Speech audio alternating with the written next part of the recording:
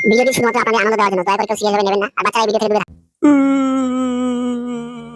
আরে তোকে তো বলেছিলাম ভালো করে পড়াশোনা করতে, কিন্তু তুই পড়াশোনা করিস। আরে ইয়ার এখন পরীক্ষা চলে এসেছে, এখন কেঁদে কি লাভ হবে রে? ঠিক বলেছো। আমি পড়েছি, আমি পড়াশোনা করেছি, কিন্তু পরীক্ষার প্রশ্ন এত কঠিন দিয়েছে আমি একটাও লিখে আসতে পারিনি।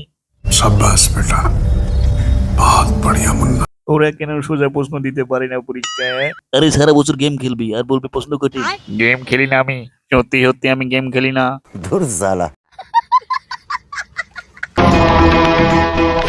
উচ্চ মাধ্যমিকের সমস্ত বইপত্র নিয়ে যা বাড়ি থেকে, বইগুলো ওঠা আর এখান থেকে বেরিয়ে যা। উচ্চ মাধ্যমিক পরীক্ষা না দিয়ে বিয়ে করে এসেছিস,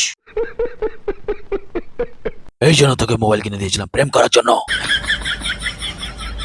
টিউশন পড়ার নাম করে তুই মেয়েটার সঙ্গে দেখা করতে চাইছিস? হ্যাঁ, বেরিয়ে যা এখান থেকে। इस घर में तुम्हारे लिए कोई जगह नहीं।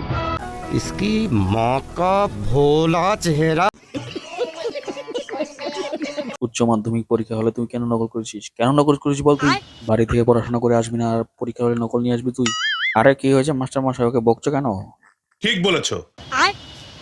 আরে ফাদার, ছেলেটা একদম পড়াশোনাই করেনি, আবার পরীক্ষার মধ্যে বসে বসে নকল করছে ও। আপনি নিজেই দেখে নিন কি পড়াশোনা করেছে, দেখুন। আচ্ছা তাহলে বলো তুমি, মোগল সাম্রাজ্যের পতনের কারণ কি?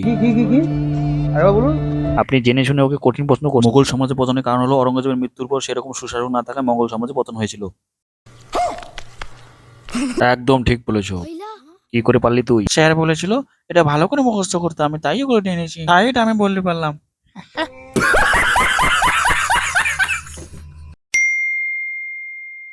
मेरे प्यारे मित्रों, अगर इस चैनल को अच्छा लगा तो लाइक करो, कमेंट करो, शेयर करो और सब्सक्राइब करना मत भूलिएगा।